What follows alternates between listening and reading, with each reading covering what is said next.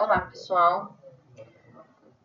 Vamos discutir o ciclo menstrual e os métodos contraceptivos. Para isso, vamos retomar a ideia do que são os ovários, ou seja, as gônadas femininas, né? Então, no sistema reprodutor feminino, a gente tem duas gônadas chamadas ovários, que têm como principais funções a produção dos ovócitos secundários e também a produção dos hormônios estrógeno e progesterona, que são os hormônios sexuais femininos. Então, a gente vê aqui os ovários, geralmente em um par, eles estão ligados ao útero através do ligamento uterino, e a gente tem aqui as tubas, né? Então, geralmente também no número de duas. É importante ressaltar que, ao contrário do que a grande maioria das pessoas acreditam, né? A tuba, ela não está diretamente conectada ao ovário. Então, ela precisa, de alguma forma, favorecer a sucção, vamos colocar assim, do ovócito secundário, para que adentre a tuba, seja fertilizado para aqui no terço distal e que depois da fecundação ele se encaminhe efetivamente para o útero. Por que eu estou falando isso? Existem casos de endometriose. Então, quando a mulher ela tem a descamação do endométrio, às vezes ele faz o sentido contrário, né? Parte, fragmentos desse endométrio ascendem à tuba, muitas vezes caem na cavidade abdominal e eles vão então se estabelecer em outros locais do corpo feminino. Então, geralmente, quando a mulher tem a endometriose, ela pode ter obstrução tubária, ela pode ter muita cólica e não necessariamente uterina, porque na hora em que o endométrio dela está respondendo à queda brusca de progesterona, esse pedaço do endométrio que foi parar lá na cavidade abdominal e está preso, por exemplo, lá no intestino, também vai sofrer a mesma influência. Então, esse processo é um processo inflamatório, muito doloroso, e geralmente a mulher, quando ela tem endometriose, ela procura o médico justamente se queixando de dores menstruais muito intensas, né? Esse tratamento precisa ser feito o quanto antes, para que essa mulher, quando ela faça opção por gestar, que ela tenha de fato facilidade, né? Ou seja, não tenha dificuldades para engravidar naturalmente, tá? E uma outra questão, né, que a gente deve sempre ressaltar quando a gente fala dessa ausência de ligação direta entre a tuba e o ovário, é que em situações em que o zigoto formado se encaminhe para a cavidade abdominal ao invés de se encaminhar para o útero, ele vai se fixar na parede do intestino dessa mulher, causando o que a gente chama de gravidez ectópica, que é a gravidez fora do útero. E geralmente são processos assim, bem complexos, porque o intestino ele não é o órgão apropriado para reter um embrião e nutrir e oxigenar esse embrião adequadamente, né? Então, existem muitos casos de gravidez ectópica, né? Em que a mulher ela vai abortar ainda no primeiro trimestre gestacional, né? Então, a gente tem que estar com a nossa saúde em dia, né? E contar, de fato, de tudo certinho. O ovário vai conseguir liberar o ovócito, ele vai conseguir entrar na tuba, ele vai ser fecundado no lugar certo, ele vai seguir para o útero para que ocorra o processo de nidação. E a gente tem aqui, né, o colo uterino ou cervix uterino, que está em contato direto aí com o canal vaginal, né? E aqui a gente tem a figura do ímen, né? Que nas mulheres que nunca tiveram relação sexual, ele pode ser mais fechado, e aí com a penetração peniana, né, vai ter o rompimento desse ímen, e essa pode ser uma indicação de que houve aí, né, uma iniciação da vida sexual. Então, Falando um pouquinho mais da glândula propriamente dita, né? Esse ovário, ele já nasce com todos os seus ovócitos parados, né? Na meiose. E eles só vão finalizar o processo meiótico se e somente se acontecer a fecundação, né? Então, a menina já nasce com todos os seus ovócitos parados em meiose 2, né? E uma vez a cada mês, um desses ovócitos é selecionado para maturação e ovocitação, tá? Então, a mulher não ovula, ela ovocita, né? Então, a gente está vendo aqui etapas do processo de maturação desse folículo, né? Em que a gente vai ver a resposta hormonal desse folículo, favorecendo o aumento de volume, o aumento de conteúdo, até que lá próximo do 14º dia, eu tenho estímulo suficiente para a ovocitação, né? Ovocitação acontecendo, esse ovócito está pronto para ser fertilizado. Basta que ele chegue lá no terço distal da tuba e que ele encontre o espermatozoide, né? Para que aconteça efetivamente a fertilização. Não acontecendo a fertilização, esse ovócito secundário vai ser reabsorvido pelo corpo materno. E lá no ovário vai ter a formação desse corpo lúteo ou corpo amarelo, que inclusive indica o número de ovulações que essa mulher teve ao longo da vida, né?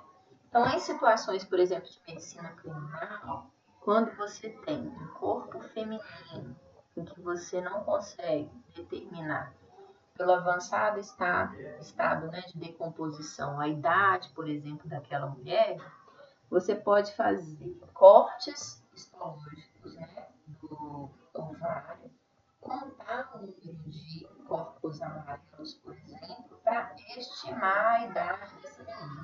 Então, a maioria das mulheres, elas geralmente têm a menarca próximo dos 10 anos, né? E elas normalmente ovocitam uma vez por mês, ou seja, 12 vezes ao ano. Então, dependendo do número de cicatrizes, a gente consegue estimar a idade dessa mulher. Aqui a gente vai ver o ciclo menstrual, né? E os componentes que regulam esse ciclo menstrual. Então, a gente tem aqui o hipotálamo. O hipotálamo é a glândula mestra e ele vai reger o funcionamento, por exemplo, da hipófise, que tem a função de produzir os hormônios gonadotróficos, né? Quem são esses hormônios gonadotróficos? O FSH, que é o hormônio folículo estimulante, e o LH, que é o hormônio luteinizante. O FSH ele vai atuar principalmente nos 14 primeiros dias do ciclo menstrual. Então, essa fase que a gente chama de fase folicular. A fase folicular é a fase do hormônio folículo estimulante. Então, o dia 1 do ciclo menstrual é o primeiro dia de sangramento, né? Geralmente, a menstruação acontece entre o primeiro e o quinto dia do ciclo, tá? E, durante essa etapa, o endométrio está descamando, ao mesmo tempo que o FSH vai estimular a maturação do folículo primordial, que vai crescer e se tornar maduro para conseguir ovocitar próximo do 14º dia. Então, até o quinto dia, esse endométrio descamou, e aí esse FSH, ele também estimula o ovário a produzir o estrógeno. E aí o estrógeno vai ter a função de atuar entre o quinto e o 14º dia, preparando esse útero, esse endométrio, para uma possível gestação, né? O LH, ele vai coordenar, né? Tanto a produção do estrógeno quanto a de progesterona, mas o pico do LH vai induzir a ovulação, né? Então, o LH vai atuar sobre o folículo maduro, favorecendo a ovulação, ovocitação, né? E aí também vai reger a formação do corpo amarelo, né? Que é o corpo lúteo que vai formar E a essa altura do campeonato, o hormônio sexual feminino que vai estar proeminente, né, é a progesterona. Então, a essa altura, o estrógeno já está em dosagens mais baixas, porque o que ele tinha de desenvolver, o endométrio já desenvolveu. Agora, a progesterona precisa manter esse útero em condições viáveis para uma fixação, uma nidação. Então, próximo do 14º dia, essa mulher vai ovocitar. E aí,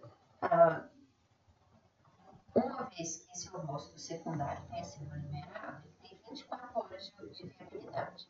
Nessas 24 horas, ele pode ser fertilizado, né? A gente vê que, de fato, uma gravidez é uma loteria, né? Ganhar uma loteria, porque você tem que conciliar o dia da ovulação com as 24 horas de viabilidade desse ovócito com uma relação sexual, né?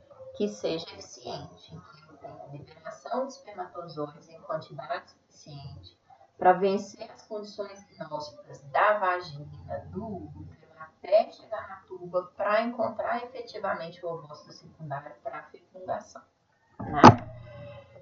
E uma vez que a fertilização tenha acontecido, esse zigoto formado, ele vai se encaminhando para o útero e ele deve levar, em média, 7 dias, né, para chegar lá no endométrio. Então, lá perto do 21º dia, esse zigoto efetivamente chega no útero.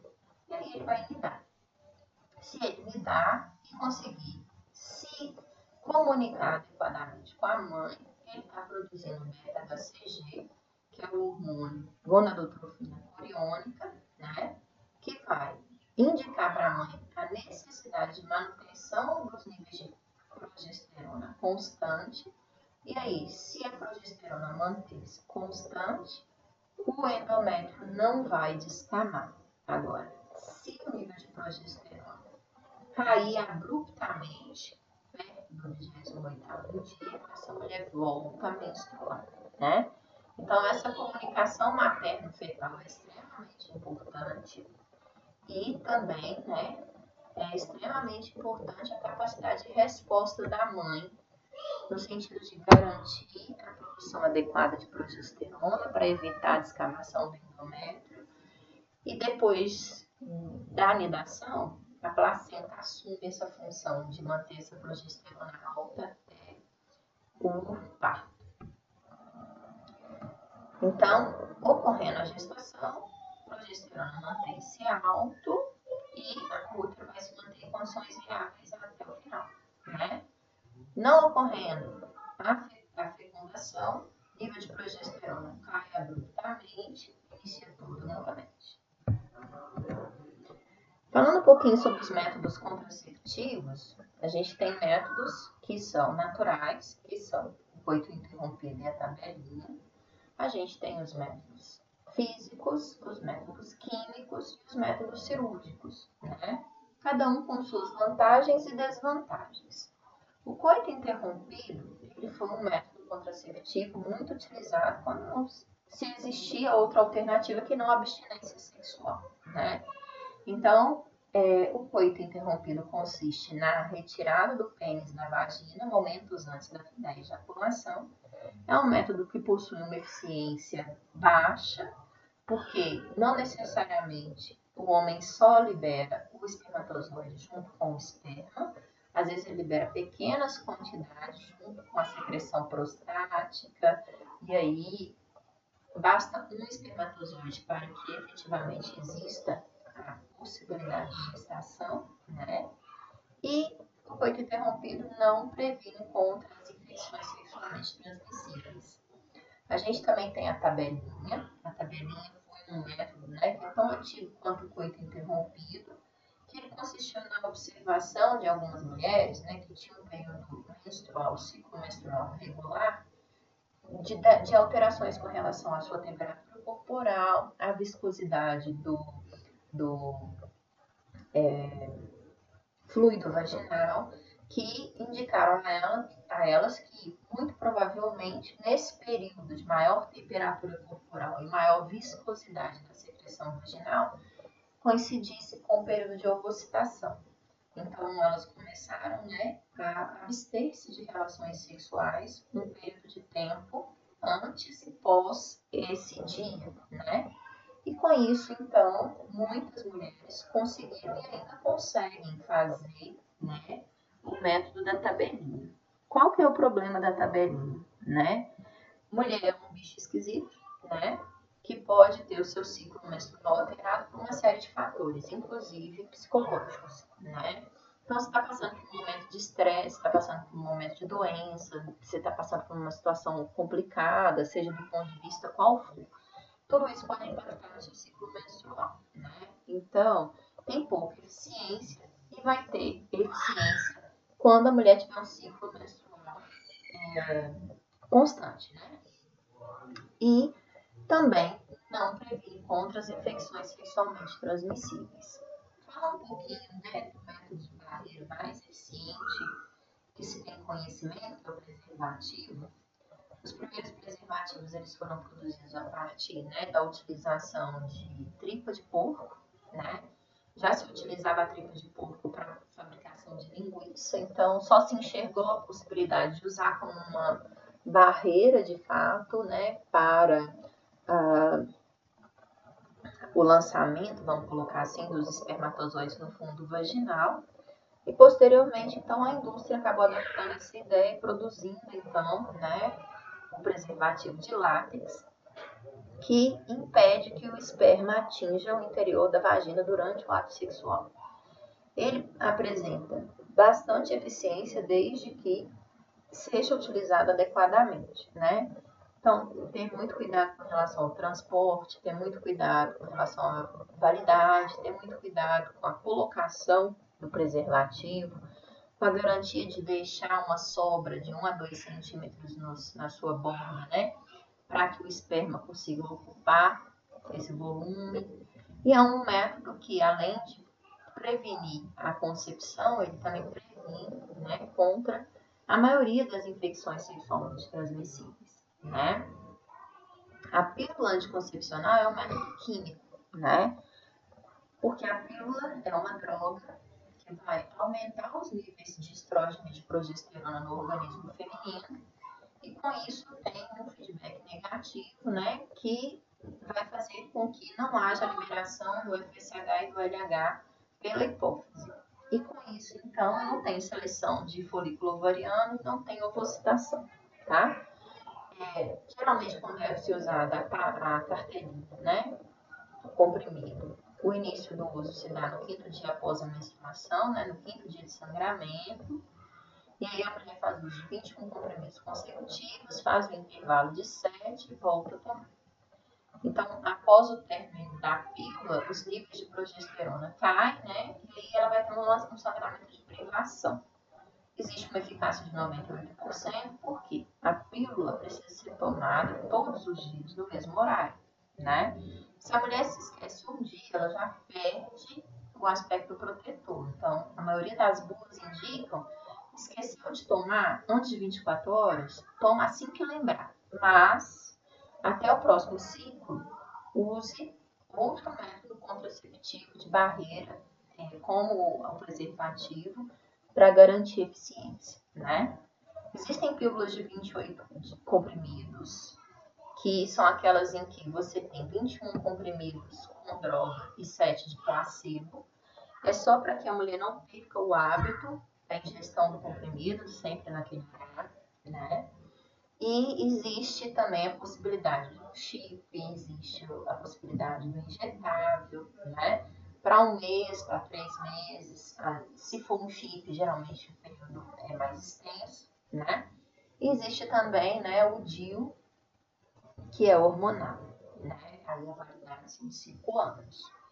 A gente tem que sempre levar em consideração o seguinte, é hormônio. Se é hormônio, tem questão de efeito cascata, feedback negativo. Então a gente tem que ter muito cuidado para mexer com hormônio, porque a gente vai descompensar uma série de outros fatores se a gente fizer o uso da dosagem adequada. A pílula do dia seguinte, ela deve ser um método usado só em situações de emergência, tá? Fora do Brasil, inclusive, ela está disponível só nos serviços de urgência e emergência, que atendem mulheres que foram vítimas de abuso sexual, tá? Então, ela deve ser ministrada até 72 horas depois de um ato sexual desprotegido. E qual que é o princípio, né, da pílula do dia seguinte? Ela tem uma concentração altíssima de progesterona e de estrógeno. E aí, essa mulher ela vai ter uma absorção desses hormônios e uma alteração das propriedades do endométrio, né? Com isso, o endométrio ele vai se tornar inóspito para a anidação.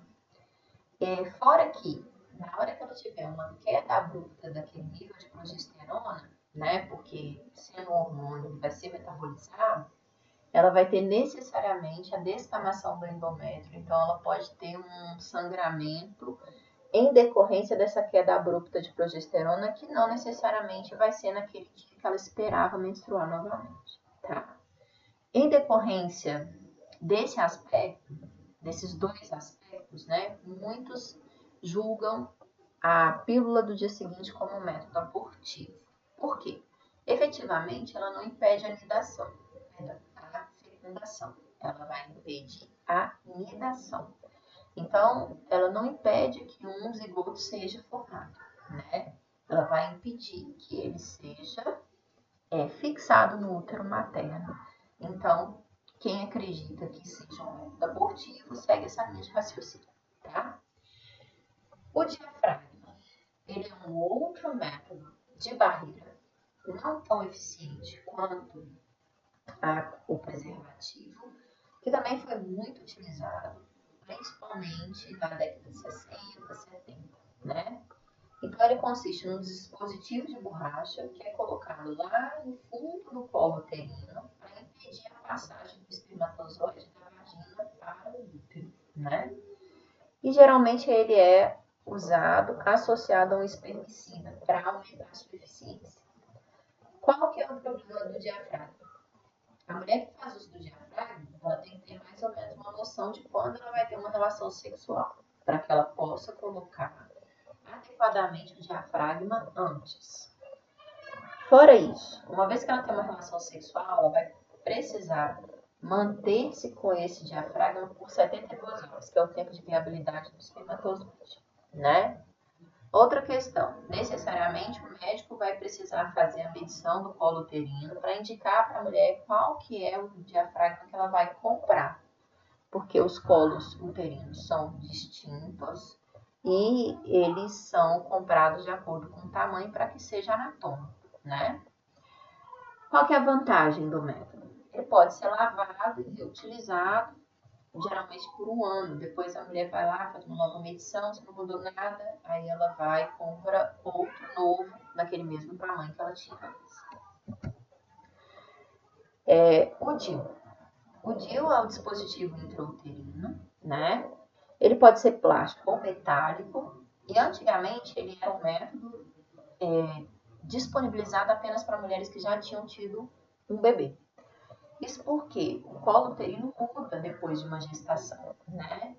E aí o colo uterino, depois da gestação, ele é mais aberto. Então, a colocação do DIU, ela era mais confortável. Geralmente a mulher coloca o DIU no dia de maior fluxo sanguíneo, né, menstrual, porque o colo já vai estar aberto, então o médico não precisa usar de artifícios ou precisa usar em pequenas dosagens. E aí o médico vai fazer uma medição da profundidade uterina, ele faz um corte, né, nesse DIU e ele faz a aplicação. Tem um aplicador que é estéreo, tudo estéreo. E aí depois disso ele abre o DIU, ele primeiro entra fechado, né, como se fosse um I, e depois que ele já está lá dentro do útero, o médico puxa essa cordinha que está aqui abaixo do dedão dessa mulher. Ele puxa essa cordinha, na hora que o médico puxa essa cordinha, ele abre formando esse Tzinho. E essa cordinha fica pendurada lá no fundo da vagina da mulher que faz uso do DIU. E se ele for metálico, ele pode ter 5 ou 10 anos de validade. Se ele for plástico, geralmente ele é hormonal. Então, ele tem hormônio dentro e vai fazendo a dispensação desse hormônio paulatinamente. Aí, geralmente, a validade é só de 5 anos, né? Qual que é a ação do DIU? Ele é identificado pelo organismo feminino como um corpo estranho. Isso vai gerar um processo inflamatório no endométrio, que fica numa situação inóspita à gestação. Então, da mesma forma que o diafragma, né, ele pode ser considerado, diafragma não, a pílula do dia seguinte, perdão, ele pode ser considerado um método abortivo, tá?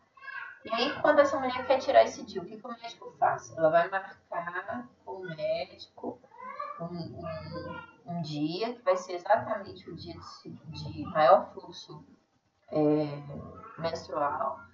Aí o médico, ele vai geralmente fazer a aplicação de um analgésico local, né? Aí ele puxa essa cordinha, na hora que ele puxa a cordinha, ele volta a se unir. Aí o médico puxa e tira ele, puxa ele pelo corpo, tá? Parece um bicho de 7 cabeças, mas não é tão complicado assim. Hoje, como os DIUs são ainda menores do que os existentes inicialmente, ele pode ser utilizado inclusive por mulheres que nunca tiveram filhos, tá? Mas é um procedimento médico, ele é feito no próprio consultório do médico, mas ele é feito pelo profissional médico. A camisinha feminina é um preservativo, né? Assim como o masculino, só que tem um formato diferente.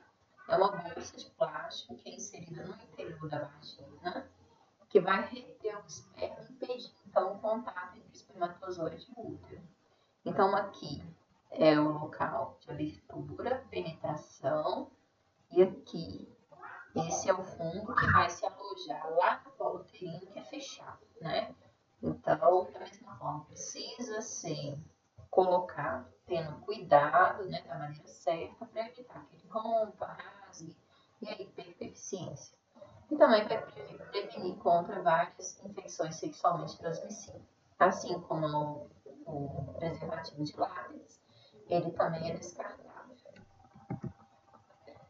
Os métodos cirúrgicos agora, né? A gente tem a vasectomia.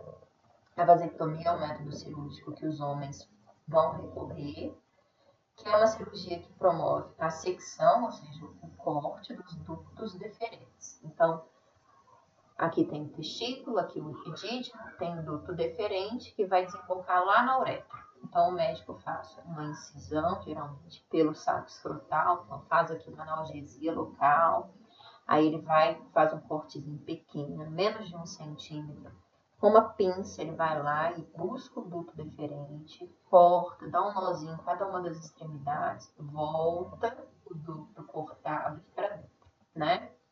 Então, é uma cirurgia que vai promover essa secção dos ductos, mas o espermatozoide continua sendo produzido assim como a testosterona também, né? Aí o espermatozoide, ele não consegue mais ser ejaculado, né? A testosterona, como é um hormônio, cai na corrente sanguínea, continua exercendo seu papel. Muitos homens têm medo.